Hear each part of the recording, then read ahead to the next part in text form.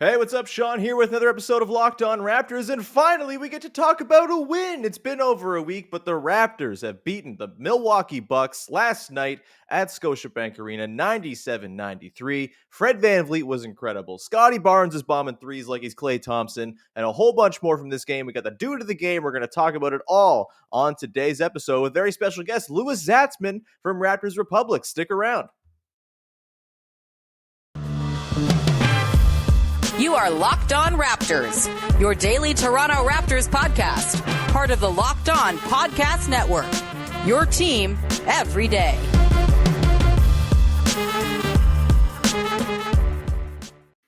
Hey, what's going on? Welcome to episode number 1071 of Locked On Raptors for Friday, December the 3rd. I'm your host, Sean Woodley of RaptorsHQ.com. You can find me on Twitter as always, at WoodleySean. You can find the podcast at Locked On Raptors on Twitter, and the podcast is free and available on all of your favorite platforms, whether it's the apps that you like so much where you can follow, subscribe, rate, review, or on YouTube where you can just hit that big red subscribe button and join our little YouTube community. It's very much appreciated when you support the show. And thank you, as always, for making us your first listen of the day. On today's show, we are going to be digging into the Raptors win over the Milwaukee Bucks, 97-93, with special guest Louis Zatzman. We're going to talk about Fred VanVleet. We're going to talk about Scottie Barnes. We're going to talk about the dude of the game. We're going to talk about Pascal Siakam, how they defended the Giannis-less Bucks last night, and all that. But first, I should tell you that today's show is brought to you by our friends over at Truebill. Truebill is the new app that saves you money by helping you identify and stop paying for the subscriptions that you do not want or need, and can even negotiate better deals on those that you want to keep. Truebill, more on them a little bit later on in the show. All right, let's get to it.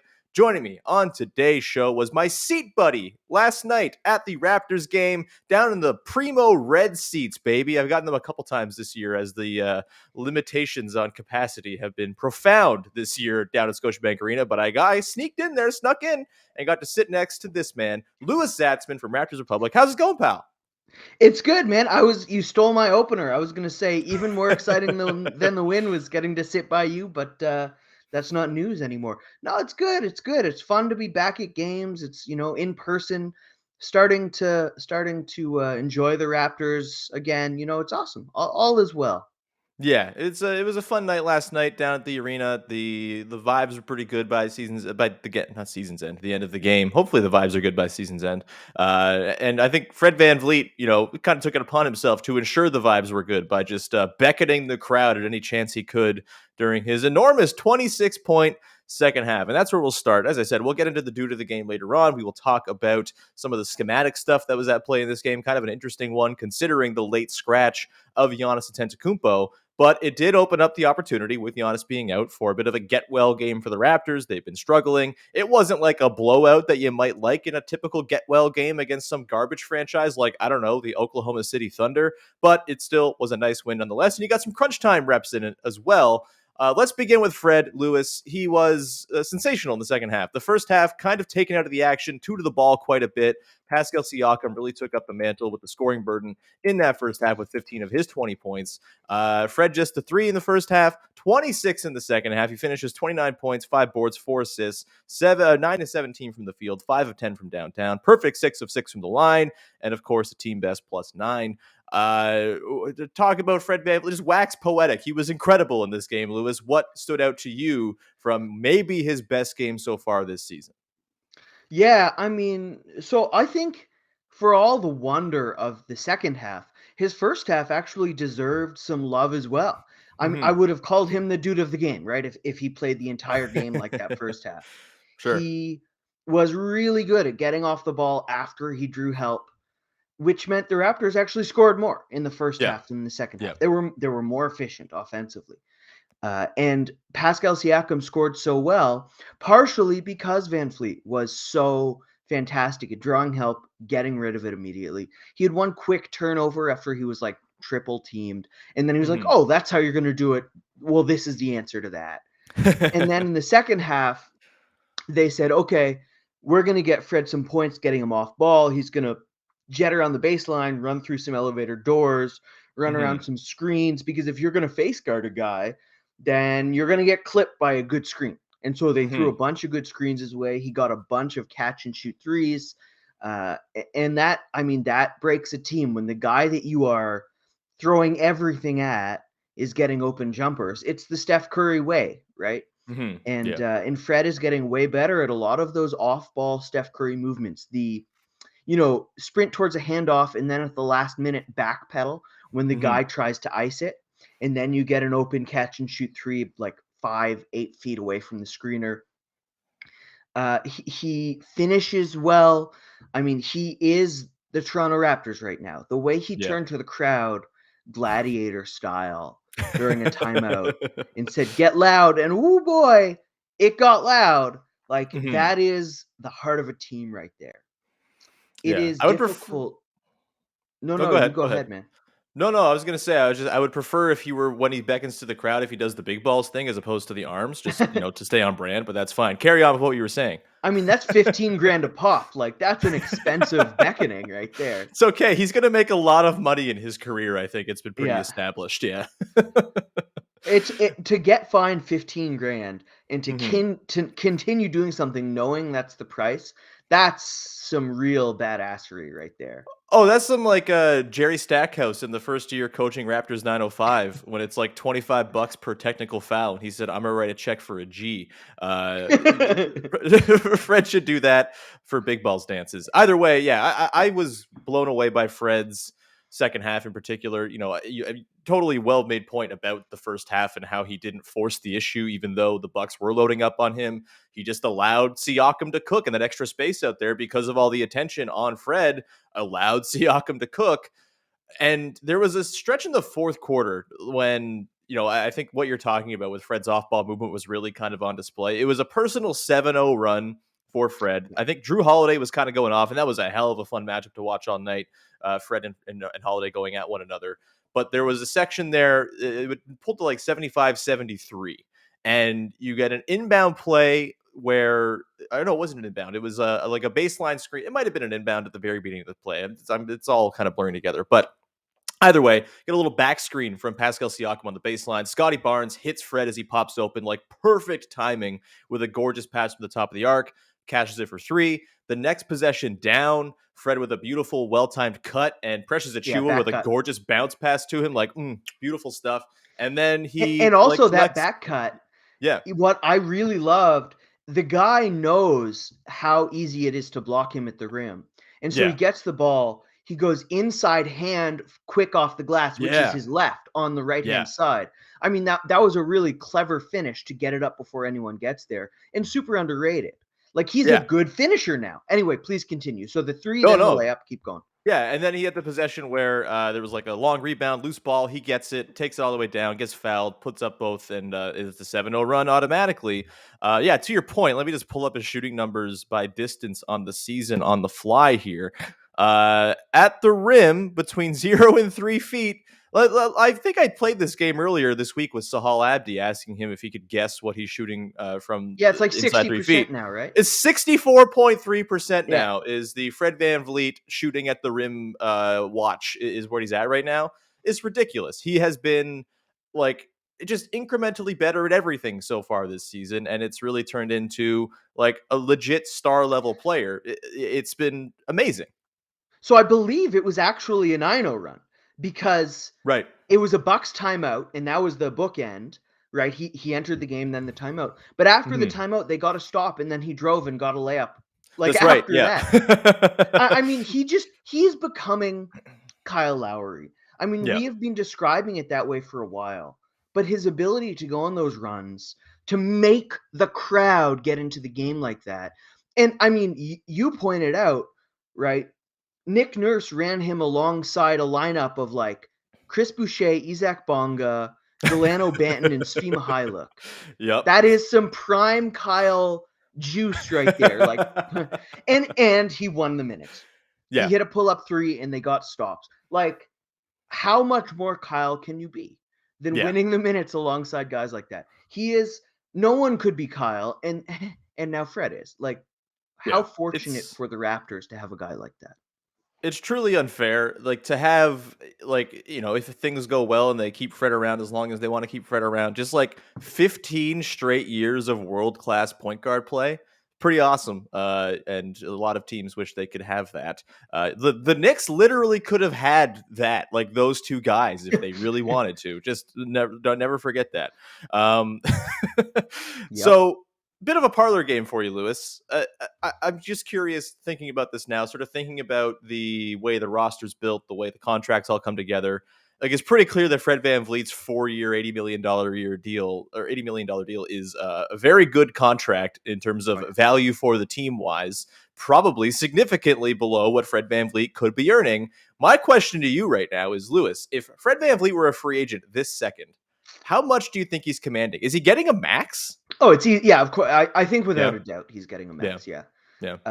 Which is like ridiculous. I mean, another question for you. Yeah. Is he? I think the greatest undrafted free agent of all time is probably Ben Wallace. Yeah. Fred is closing in on that title, right? Yeah, I mean, like production wise, he's got an edge for sure. I mean, he doesn't have like the defensive player of the years or whatever. He does have the title though. That's a good one.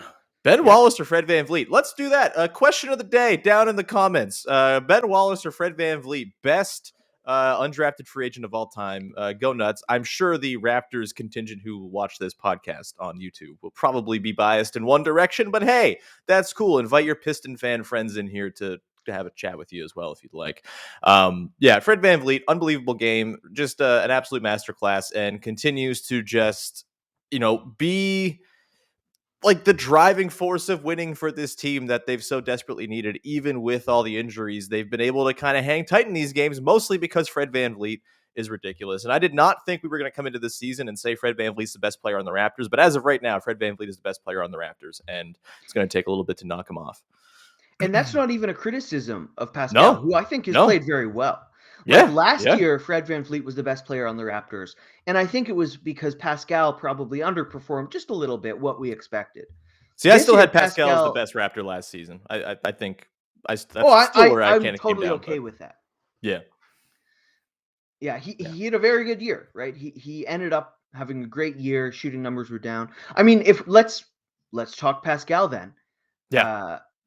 Well, let's talk Pascal in a sec. Let's first we'll take a second here. We will talk about Pascal and Scottie Barnes and a whole bunch of other notes from the game and some schematic stuff as well, because it was a pretty interesting game schematically, I think. We'll get to that in 1 second here, Louis. But first, should tell you about our friends over at Truebill. It's the new app that helps you identify and stop paying for subscriptions you don't need, want, or simply forgot about. On average, people save up to $720 a year with Truebill because companies make subscriptions very hard to cancel. It's a scam, and Truebill makes it incredibly simple. Just link your accounts, and Truebill will cancel your unwanted subscriptions in one tap. And your Truebill concierge, yes, this company comes with a concierge, is there when you need them to cancel unwanted subscriptions so you don't have to. I have paid for so many things that I did not need. I will share the story once again. Last year during the pandemic, I wanted to send an e-card to my sister for her birthday. I believe I was like in quarantine at the time with like a contact tracing thing, and I couldn't get out to the store to buy a card. And so I fired up a thing called Punchbowl, which is apparently an e-card site that costs like $60 a year. And I bought it. I bought the subscription for free for a month. And then boom, they started charging me like, I don't know, $10 a month. I can't do the math. $5 a month for the rest of the year. I paid for it for like 14 straight months until I canceled it because I'm a dum-dum. If I had Truebill, I would not have had that problem. I would have saved all that scratch I spent on e-cards that I did not use. Don't fall for subscription scams. Start canceling today at Truebill.com/LockedOnNBA. Go right now to Truebill.com/LockedOnNBA. It could save you thousands a year. Truebill.com/LockedOnNBA. That's TRUEBILL. All right, continuing on here with your first listen of the day with Louis Zatzman of Raptors Republic. Louis, you want to talk about Pascal Siakam, who was quite good last night, 28-4, 15 of his points coming in the first half, did foul out, continues to be a bit of an issue there. Nick Nurse talked about it after the game, suggesting it's probably still a bit of a timing thing, working his way back and just kind of getting down the beats. He's a half beat slow or quick on some of these help rotations. And even through that, he's been an incredible help defender for the team lately. So, you take the good with the bad. What were your impressions of Siakam's game last night? Yeah, I think it was really good. I've sort of found myself positioned as like a Siakam defender recently. Same here, right here. Yeah, hi. I've seen that as well. Welcome to the club. Just because he has been very good, And I think because it might be dissonant with people's expectations, people don't recognize the good. And what Toronto needs of Pascal Siakam is unique to him, right? They don't need another Kawhi Leonard. That would be great, but that's not what you're getting. And right now, what Toronto is getting from Pascal Siakam is the best player on the team at getting where he wants and forcing absurd rotations, lots of help. And last night, what he was exceptional at, especially in the first half, was when he got, double, triple, quadruple teamed in the paint, he was so good at making instant decisions, getting the ball behind him, swinging it to the corners. I mean, he threw to Mihailuk for a lot of open jumpers. He kicked behind him. He threw to Achiuwa a couple times. He is really good at creating open looks for other players. And it's not always going to be that first pass assist. Sometimes it'll be a pass swing, and that's the open shot. But right now, he is sort of the motor of that interior offense. VanVleet is the motor for threes, for the pick and roll offense. And together, they're really good at getting open looks for a team that, frankly, is not great at getting open looks. And I think last night was a great example. I mean, he shot 50%, very good, only 1 of 4 from deep. He didn't get many free throws at all, which is being something that I don't think it's his fault, let's say. 6 turnovers. The numbers they undersell how terrific he was, especially in the first half. And he did exactly what Toronto needed. He may not have had the supernova punch that VanVleet had, but he did his role as well as VanVleet did. Yeah, and Nurse noted after the game, like he's like, oh, he's got 4 assists. He probably could have had double that if some dude just knocked down some looks, and that doesn't take into account those pass swings that you're talking about, which there were many, and some of his best passes from the middle of the floor, where Nurse kind of commented how quickly he was making those reads, where he kind of got to the line, and it's like, oh, there's like 3 bodies in front of me, I'm just going to whip it out. He did it really quickly and really sort of decisively. And that's like the important stuff with Pascal Siakam. The scoring will come. It's going to become easier, I think, when you have the attention that OG Anunoby, draws factored into the whole geometry of the floor as well. I was a big fan of the way Siakam played in this one. He continues a pretty good run here of just kind of being the guy who is not forcing things too much. This is like the thing that we all wanted during the bubble, right? Like he keeps posting up Jaylen Brown and Marcus Smart. It's not working, and he's not passing out of these post-ups when there's plenty of opportunity to do so. That's what everyone's clamoring for. Now he's doing it, and he's doing it really well, and it's been a really big sort of engine for the way the Raptors have been able to subsist on offense so far, at least since he got back from injury. Let's talk about some other schematic stuff in this game. It was a pretty interesting one because of the late scratch of Giannis. Nurse talked about after the game, Precious Achiuwa did as well, talking about how, oh God, we did all of our game planning for for Giannis Antetokounmpo, and that's all just like out the window. Obviously, it's easier to not have to guard Giannis Antetokounmpo, but that quick turnaround of 30 minutes to figure out, all right, what are we doing now, is a challenge for sure. And they executed pretty well defensively. It's been another, it's, I guess, like 4 of the last 5 games they've had really strong either full game defensive efforts or at least one half of really strong defense. So it's trending in the right direction there. What were your impressions of the way the Raptors guarded the Chris Middleton, Drew Holiday sort of tandem? And how did you think it all kind of came together? Obviously, we should probably talk about Scottie Barnes in here as well, who Nurse noted after the game, just like declared, I am guarding Chris Middleton before going into the game, which is pretty cool. Yeah, it was awesome.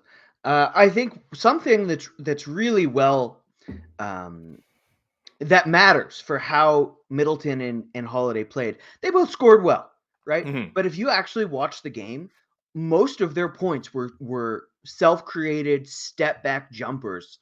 Look, if you hit that, you hit that. Doesn't matter what defense you're facing. But Toronto's defense was predicated on saying your only shots are going to come on those pull-ups. Mm-hmm. Those step backs, those post moves. And the Bucks only scored 93 points. Like that's unbelievable defense. Mm-hmm. And so I think a lot of the schematics that you mentioned that Toronto does, when it doesn't work, it's way more aesthetically apparent than when it does work. Yep. Like when it doesn't work, you lose under a barrage of corner threes and layups. Yeah. When it does work, like last night, the rotations happen so quickly that it doesn't even look like anything happened. And so, an example, there were some plays last night where Holiday came off of a pick and roll. Toronto helped from the strong side corner. Holiday saw arms, looked to the rim, or looked to the corner, got there. Corner looked to the rim because the Toronto closed off really well. And that third side helper from the opposite side corner was already in the paint guarding the rim. And it didn't look like a rotation because they got there instantly, right? You don't see a guy running. You just see a guy there. And so when Toronto's defense works, it doesn't look special, but it is special. Like what happened last night was like PhD level defense. And here's an anecdote for you. Precious Achiuwa was like miserable offensively. Oh, a nightmare. Yeah. he didn't really know where to be. Fred VanVleet correctly pointed out that, Scottie and Pascal's offense will be a lot easier when Precious goes to the right places. He had some real boneheaded plays, and yet he had the second best plus minus on the Raptors, third best in the game. Yeah. His defense is quickly becoming like the most important on the Raptors, behind only Fred VanVleet, because VanVleet's the only point guard on the team. Precious's center defense, like he can just wall off the rim as a helper, as a primary. He's a great rebounder, despite the fact that he is walling off the rim. He switches into space. He sticks with guards. He smells stuff out early. He is playing like Marc Gasol level defense some of these games. It is, and at 6'9", like it is unbelievable to watch. And last night was a masterclass. A guy who couldn't play offense, who just handicapped the offense, had to be on the court. How often do you see that? Yeah, it's not a regular occurrence for sure. He was really, really, really good defensively, to the point that Nurse was asked, I think by Michael Grange after the game, he was asked you got Achiuwa kind of going through those mistakes and but what kept him out there? And Nurse is like, what mistakes? I don't know what you're talking about. But it's like, I don't know. You could have pointed to like the offensive rebound where he just threw a pass out of bounds. You could have pointed to the missed free throws late that kind of made everything way too hairy. Didn't matter because his defense was that good. And I like that from Nick. Yeah, for sure. Like, why focus on the bad? Yeah. He'll criticize his guys when they're playing bad, but if you're playing defense like that, man, ride with that guy. Like, don't pretend everything was perfect when you play defense like that. Yeah, 100%. We will come back on the other side, but we'll get to the dude of the game, close our thoughts out on this game as well. Louis, will be back in 1 second, but first want to tell you about our friends over at Built Bar, baby. They're the best tasting protein bars in the whole wide world. The holiday season is here. You can grab the protein bar that tastes like a candy bar, or even better than a candy bar. That is Built Bar, filled with so much holiday goodness, rich with decadent flavor, covered in chocolate, but amazingly low in calories, sugar, net carbs, and fat, and high in protein. You get the best of both worlds, delicious and healthy. You got a ton of flavors as well. A Built Bar really to match any holiday dessert you might want to sub in a replacement for, just to kind of, eat in moderation. Built Bar gives you that extra fuel you need as well to bust down those mall doors. I highly recommend just toss a little Built Bar in your bag or your pocket when you go Christmas shopping. That is the way to go. But because it is the season of peace and love, you can bring your favorite Built Bars up to your family as well. You come to your family, you maybe wrap some Built Bars, put them in a stocking or something like that. Tell Santa to throw a few Built Bars in there, and you will be very happy as well. You want to cozy up with something warm? Here's a holiday secret. Dip your Built Bar into a piping hot cup of cocoa as well. Melt that thing down, make it a little just a decadent treat. And like some of those marshmallowy treats that you get around the holidays, there are marshmallowy treats with Built Bar as well. You need to get your hands on Built Bar Puffs, baby. They are light, they are fluffy, they are marshmallowy through and through. I have them in my fridge right now. They're delicious. There's the lemon one as well as the ruby chocolate. It's just really good. So go right now. Go to built.com. Use the promo code LOCKED15 to get 15% off your next order. That is the promo code LOCKED15 for 15% off at built.com. Thanks as always to Built Bar for sponsoring the podcast. All right, let's wrap this thing up here, Lewis, with the dude of the game, the segment everybody's talking about, the guy who we maybe haven't talked a whole lot about, who was a very big part of this game. Let me put it to you, Lewis. You get the honors. Who is your dude of the game for the Raptors' win over the Bucks on Thursday? So this is an audible. I was going to say Precious, but then I couldn't restrain myself. And so the dude of the game's got to be Scottie Barnes. Yeah, he's on the board. It's his first one so far, unbelievably. Scottie Barnes, dude of the game. Why is Scottie Barnes your pick? So you mentioned his shooting on the lead-in. The shooting was incredible. 3 of 6. You mentioned Klay Thompson. We were talking about that at the game. He's got this like really tight, compact jumper that if it develops into, the platonic ideal of itself, it would look a little like Klay Thompson's jumper. I mean, he is hunting those looks. They're not just uncontested, like you have a whole year to set up. He's taking like semi-contested looks, running off screens. He had 4 assists. He hit the offensive glass. He got steals. He protected the rim. Like Scottie Barnes, a lot of people are thinking, I've heard frequently, he should be the focal point. He should be the focal point. I disagree. I think he is best as the Lamar Odom Swiss Army knife on both ends. Like this is almost an idealization of his game where he's running fast breaks. He is throwing those like second side attack passes. He is taking a primary defensive role as he did with Middleton and as he did very, very well. He's helping on protect the rim. 13 points, one of the better 13-point games you'll ever see. I was really, really impressed with him. And Nick's talked a lot about him needing to be more aggressive. He only took 9 shots, and yet it felt more aggressive somehow. Does that make sense?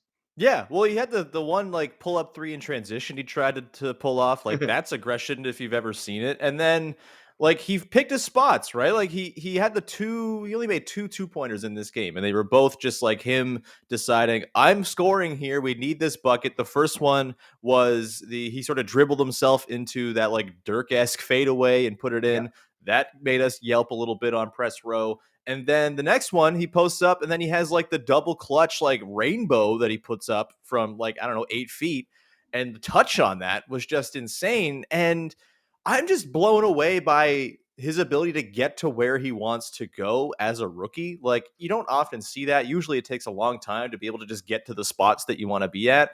And he doesn't even have like a fully refined handle yet. And he still looks a little bit sort of, almost like Bambi, but like a controlled Bambi when he's doing his post-ups. He makes it work, even though it is a little bit erratic looking.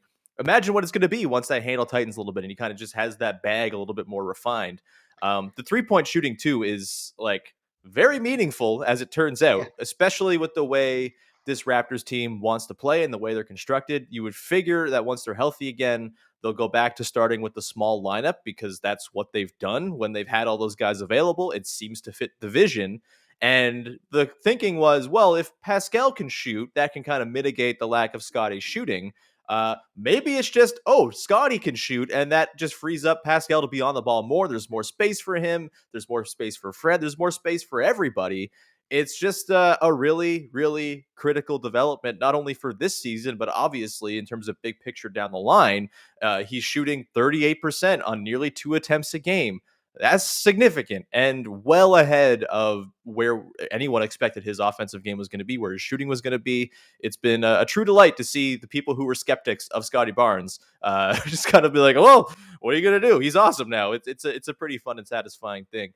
I did want to talk about his defense a little bit, Lewis, because he obviously I think has been a little bit up and down on that end of the floor in particular this season. When you've seen the Raptors at their worst defensively, he's often been the guy missing that key rotation, not really knowing where to go and where to fill in.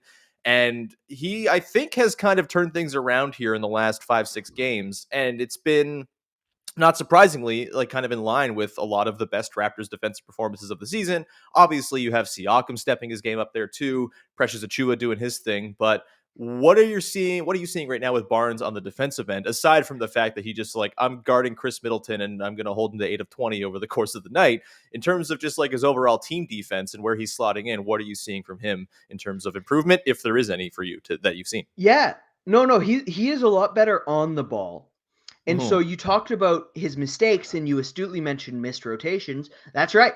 He makes a lot more mistakes off the ball than on. And on the ball, I mean, he does give up some blow-bys. His ability to sort of rotate his hips and stay with a guy with a quick first step, I mean, that could improve. But his on the ball has always been better. And I think something that helps a lot is OG Anunoby hasn't been in the lineup taking that first option. And so it falls to Scottie. And so he is on the ball more than he's off the ball.